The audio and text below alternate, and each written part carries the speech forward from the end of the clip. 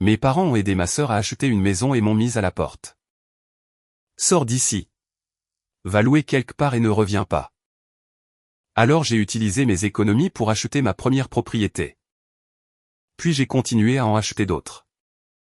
Quand elle m'a interrogé sur mon argent, j'ai dit, lequel? Je m'appelle Ren Callaway et j'avais 31 ans le soir où mon père a fait glisser un chèque sur la table du dîner en direction de ma sœur. 55 000 $ pour la compte de Marissa. Quand j'ai demandé à quoi pourraient ressembler mes propres projets, ma mère a replié sa serviette et a dit, tu trouveras bien quelque chose. Ma chérie. Tu y arrives toujours.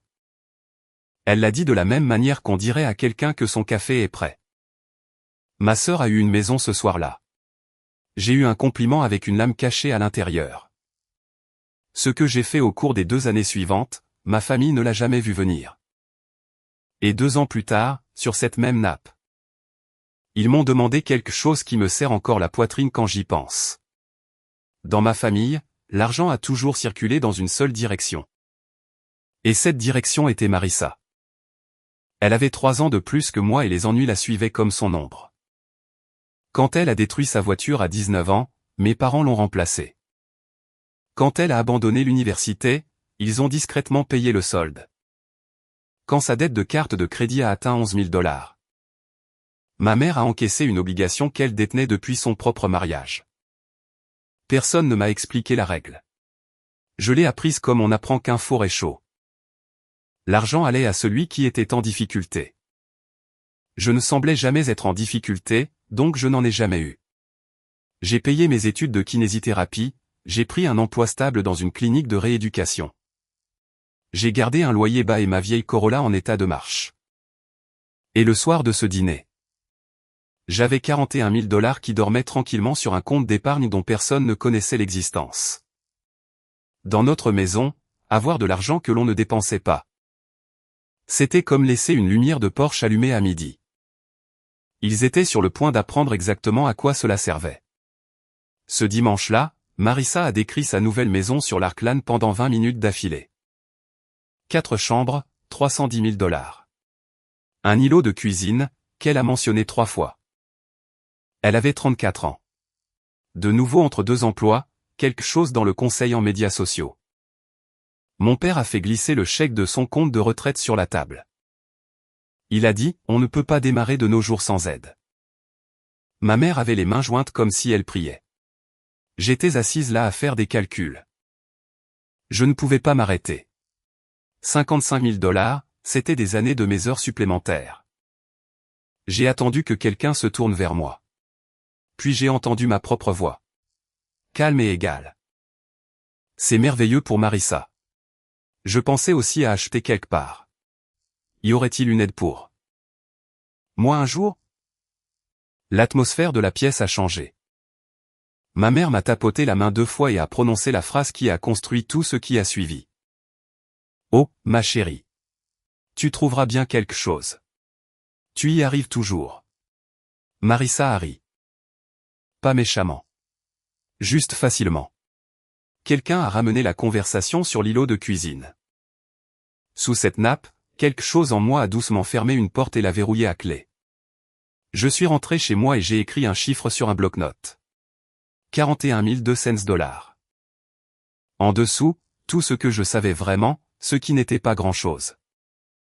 Je savais que j'avais fini de demander quoi que ce soit à qui que ce soit à cette table.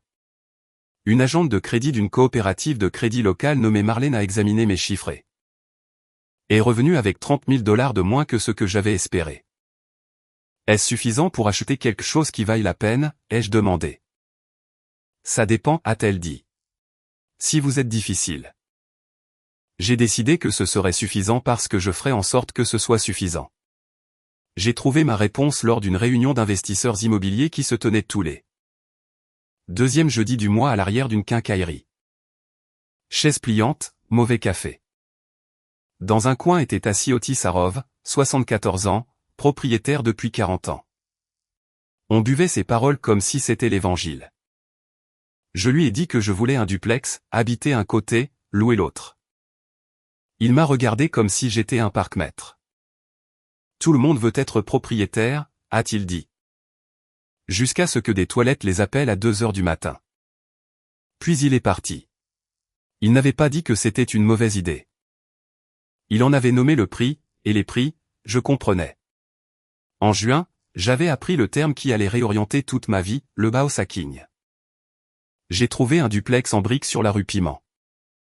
Sur le marché depuis 11 jours, une unité occupée, une nécessitant de gros travaux.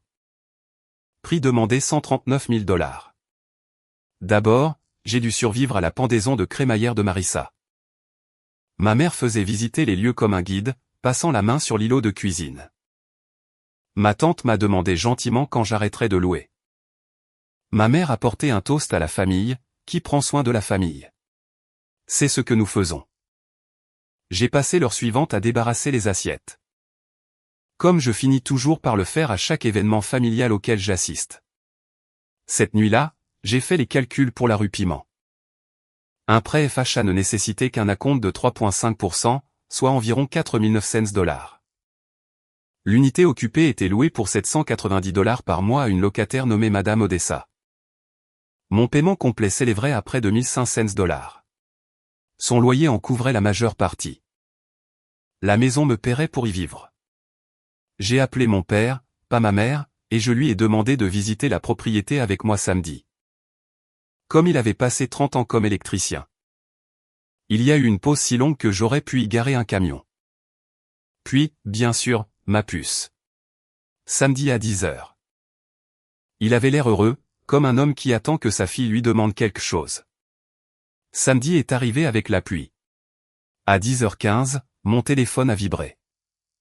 Le chauffe-eau de Marissa avait éclaté. Pouvait-il remettre ça? Je suis resté assise dans ma voiture devant le duplex pendant une minute entière. Puis je suis entré seul. Parce que l'inspecteur que j'avais engagé était déjà sur le porche. Et mon argent se dépense que je sois déçu ou non.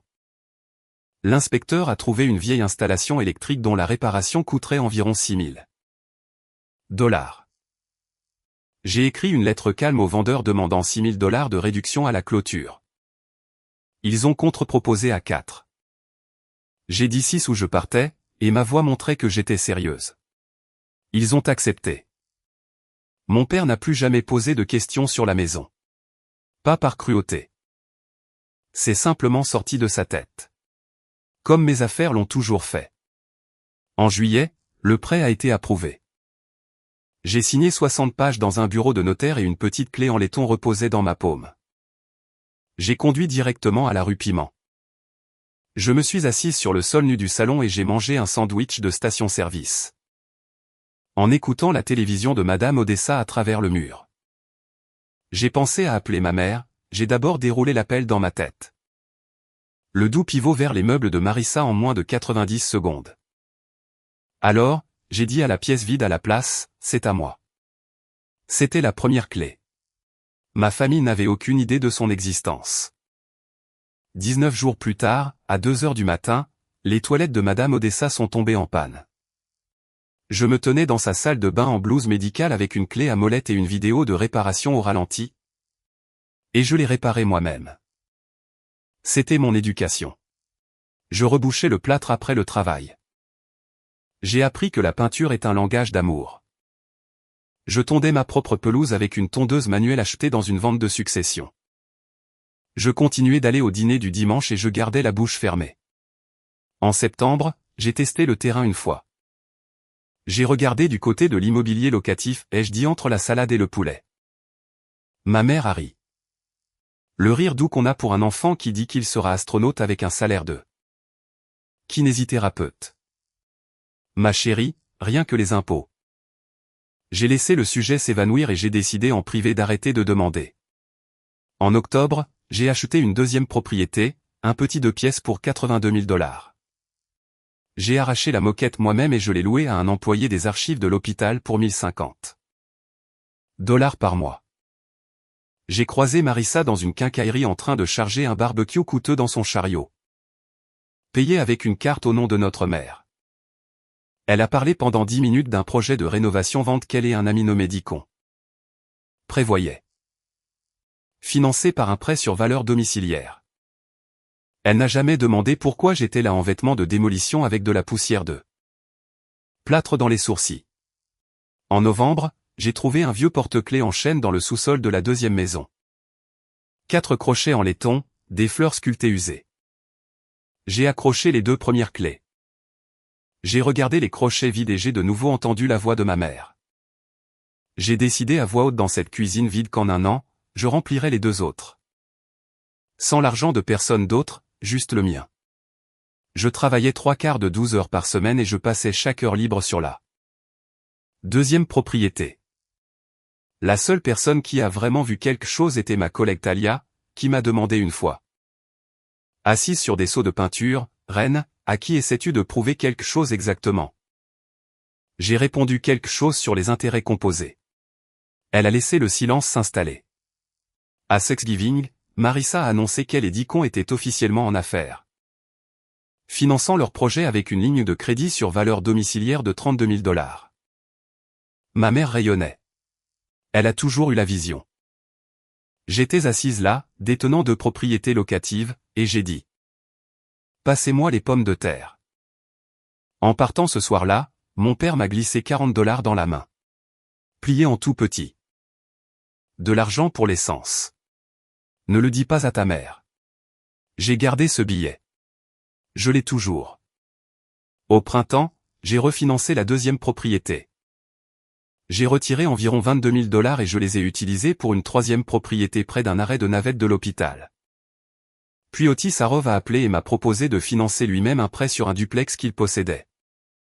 Depuis 1961. Pourquoi moi, ai-je demandé. Ce n'est pas un cadeau, a-t-il dit. C'est une reconnaissance de dette. Parce que vous réparez vos propres toilettes. D'abord, il a voulu voir tous mes registres. Il a lu pendant 2 heures, a tapoté mon tout premier bloc-notes une fois avec son ongle. N'a rien dit et m'a dit, mardi, au bureau de mon avocat, apportez la compte. En décembre, presque 2 ans jour pour jour après que le chèque ait traversé la table. J'ai finalisé l'achat de la 4e propriété. J'ai accroché la 4e clé, je me suis assise sur le sol de ma cuisine et j'ai pleuré. Fort et brièvement. Puis j'ai fait du thé. En février, un journaliste local a demandé à écrire mon histoire. Dire oui signifiait ne plus choisir qui la prendrait et quand. J'ai repensé à la question de Talia sur les seaux de peinture et j'ai réalisé la vérité. Une partie de moi avait discrètement constitué un dossier. En espérant que ma famille déciderait un jour que j'avais mérité qu'on croie en moi depuis le début.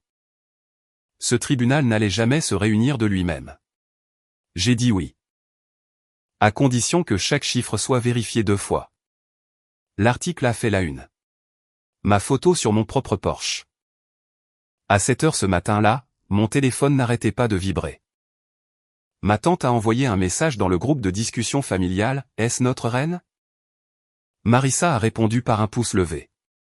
Clairement, sans avoir lu au-delà du titre. Ma mère n'a rien dit du tout. Pas ce jour-là. Pas pendant le week-end. Le 4e jour, elle m'a appelé à la maison.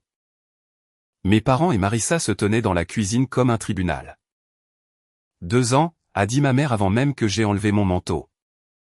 A acheté en douce la moitié d'Asheville. Et je l'apprends par ta tante. Tu as menti à cette famille. Notez le mot, pas construit. Menti. Personne n'a menti. Maman, tu ne m'as jamais demandé une seule fois ce que je faisais. Mon père se tenait près de la fenêtre, relisant l'article, et n'a jamais dit un mot. Marissa, appuyée sur le comptoir, a dit la phrase qu'elle regrettera probablement d'avoir formulée différemment pour toujours. Et alors? Tu t'es enfin acheté une maison. Félicitations. J'ai regardé ma sœur, debout dans une cuisine qu'elle n'avait pas payée, et j'ai demandé calmement. Laquelle? Le silence s'est fait dans la cuisine. Je les ai laissés faire leur propre inventaire. Les retombées sont arrivées exactement comme Otis l'avait prédit. Des cousins éloignés avaient besoin de petits prêts, juste jusqu'aux impôts. Ma mère a dit à des parents d'une voix que ma tante a qualifiée de fière et blessée à la fois. Nous n'avons jamais eu à nous inquiéter pour Reine. Cette fille retombe toujours sur ses pieds. Même mon secret était rebaptisé sa tranquillité d'esprit. Le camion de mon père s'est garé devant mon duplex quelques jours plus tard. Il n'est pas entré. Il a regardé la maçonnerie et a dit, « Ton grand-père a câblé la moitié des maisons de cette rue. » Il a touché le poteau du Porsche comme pour prendre un pouls. Et a ajouté, « Tu as ses mains » avant de repartir. Marissa est passée seule le dimanche suivant, ce qui n'était jamais arrivé auparavant. Tournant sa casquette entre ses mains, tout est sorti. Elle avait perdu son emploi des mois plus tôt. Le projet de rénovation avec Dicon s'était effondré. Elle avait 2 mois et demi de retard sur son hypothèque. J'attends toujours de me sentir comme quelqu'un qui possède une maison, a-t-elle dit. Je n'ai jamais eu l'impression qu'elle était à moi. J'avais une avance de 55 000 $ et c'est moi qui me noie. Je n'ai pas dit l'évidence, que l'avance était l'encre. Ma mère a devancé la réunion de famille de 3 jours, arrivant avec un gâteau dans ma cuisine. Devant le porte-clés. Elle m'a raconté une histoire que je n'avais jamais entendue en 33 ans.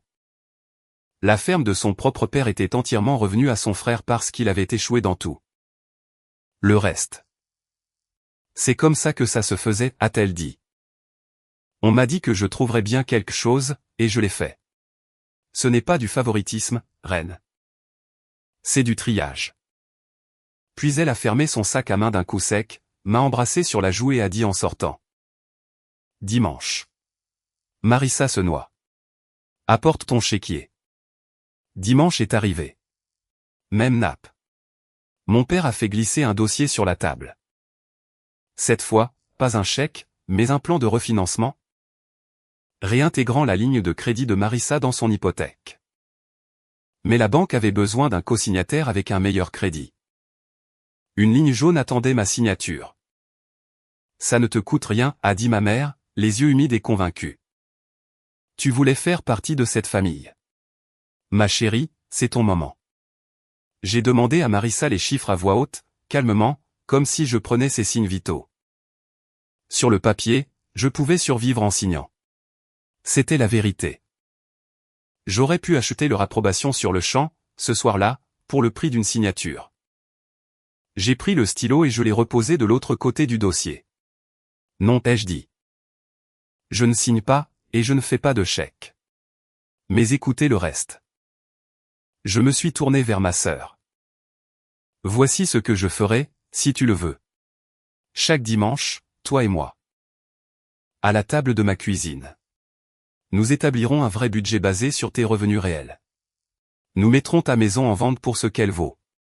Quand elle sera vendue, tu repartiras à zéro. Et quand ma deuxième propriété se libérera cet été, tu postuleras comme n'importe qui d'autre. Premier mois de caution. Mon bail standard. Tu seras ma locataire, pas mon œuvre de charité. Ma mère s'est levée si vite que sa chaise a raclé le sol. C'est ta sœur, pas une candidate. Toute ta vie. Nous t'avons nourri et élevé. Et la seule fois où cette famille te demande quelque chose, tu lui tends des papiers.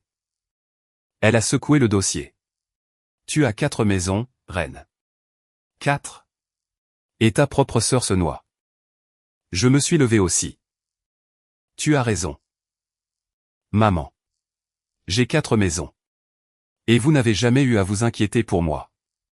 Je sais que c'était censé être un compliment. Alors écoute le mien en retour. Je vais bien. Je m'en suis assuré moi-même. Parce que quelqu'un à cette table devait le faire. J'ai mis mon manteau dans un silence vibrant et je suis parti. Mon père m'a suivi sur le porche, sans chapeau dans le froid.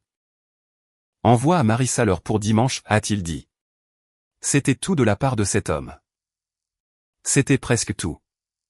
La maison de Marissa s'est vendue cet été-là pour un peu plus que ce qu'elle devait. Et pour la première fois de sa vie, elle est repartie avec une petite somme d'argent et 0 dette. Le projet de rénovation s'est vendu pour moins que ce qu'il devait, et sa part n'a rien rapporté. Un emploi stable de gestionnaire est arrivé cet automne-là. Elle a rempli ma demande de location honnêtement. Et je l'ai fait attendre 2 jours entiers pour la réponse, ce que Talia a qualifié de mesquin. Et Talia a raison et je ne regrette rien. 4 mois plus tard, elle a payé son loyer en avance à chaque fois. Ma mère n'a pas mis les pieds sur la rue Piment depuis le gâteau. Nous nous parlons poliment lors d'événements chez d'autres personnes. Comme d'anciennes collègues. En août, une carte est arrivée avec 2 mots à l'intérieur, avec amour, maman. J'ai cessé d'en attendre plus parce que je comprends maintenant dans la cuisine de qui elle a appris. Ce silence.